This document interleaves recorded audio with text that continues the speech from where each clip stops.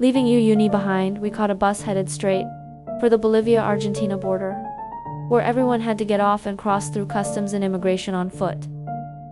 You can find a few money exchange booths on the Bolivian side, where you can grab some Argentine pesos before crossing, but the exchange rates there aren't great, so it's best to just change a small amount to cover your immediate expenses for the first day. After a long day of transit, we finally arrived in Tilcara, an Argentine town surrounded by mountains rich in minerals, pies, giving them incredibly vibrant colors. The landscape reminds me a bit of Xinjiang, China, and even the local street food looks a lot like Chinese fried dough cakes and baked meat. Our guide mentioned that a nearby village was rated as one of the 10 most beautiful villages in the world, and suggested we check it out. So the four of us split a taxi for 7,500 pesos per person, which is just over $5 for a 30-minute drive. To be honest, this small village felt pretty commercialized, packed with street vendors everywhere, though you can still find some cool local specialties like alpaca-shaped pillows, alpaca salami, and everyday items crafted from cactus. The locals really make the most of what's around them, using dehydrated dried cactus as a building material.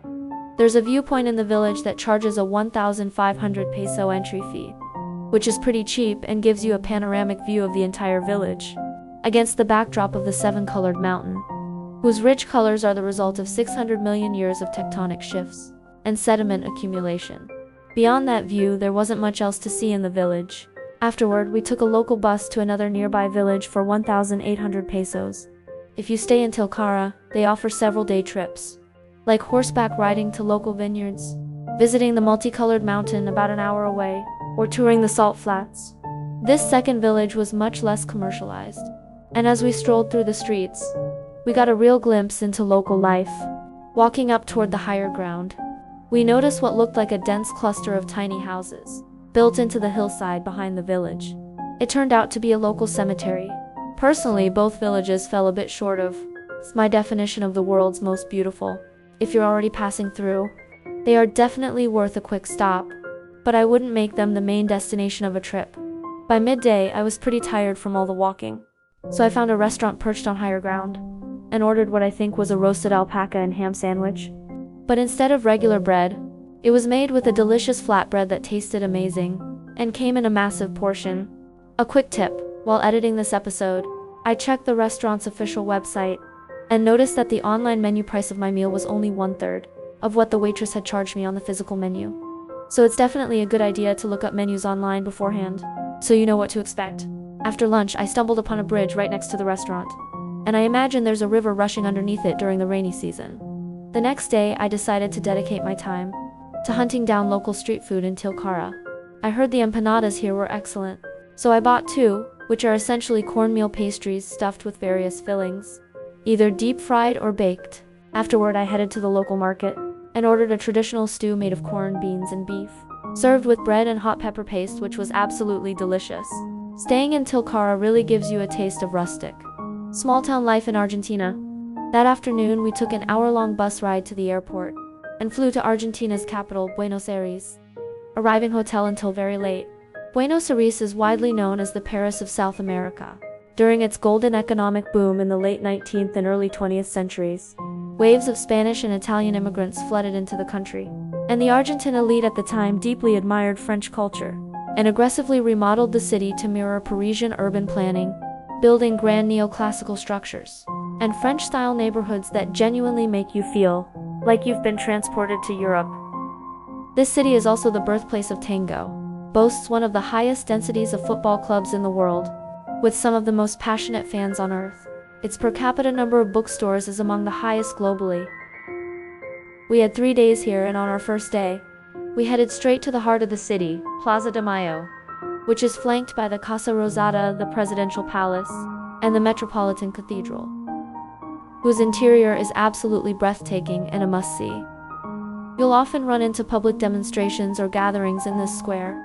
In one corner of the plaza, you'll spot the red and yellow hop-on hop-off tourist buses. You can buy either 24-hour or 48-hour tickets. After exploring Plaza de Mayo, our guide took us to San Telmo Market to sample the local cuisine. This is a traditional steakhouse where everything is grilled over an open flame. The most popular items to order are crepe and local sausage and bread and grilled steak.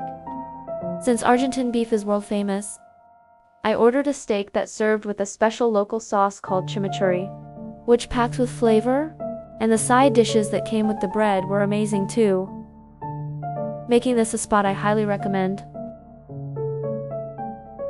The market also sells pastries, vegetarian food, fresh produce, and spices, which makes it an absolute must-visit when you're in Buenos Aires. For the evening, you can easily top off your night by catching a live tango show. The absolute best way to sightsee around Buenos Aires on your own is by using the hop-on hop-off tourist bus.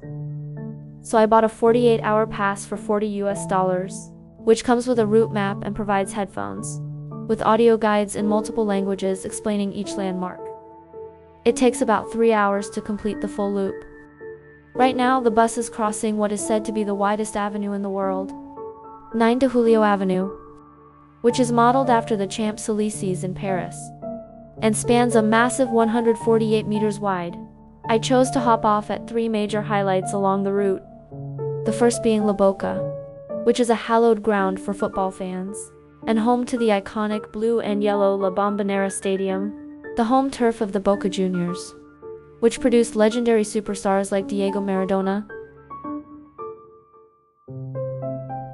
Right next to the La Boca is Caminito, a famously vibrant street block, where in the early days, poor Italian and European immigrants built tenement houses out of corrugated iron and scrap wood, and to brighten things up, they begged for leftover paint from the nearby shipyards to coat their exterior walls, accidentally creating one of the most famous colorful neighborhoods in the world.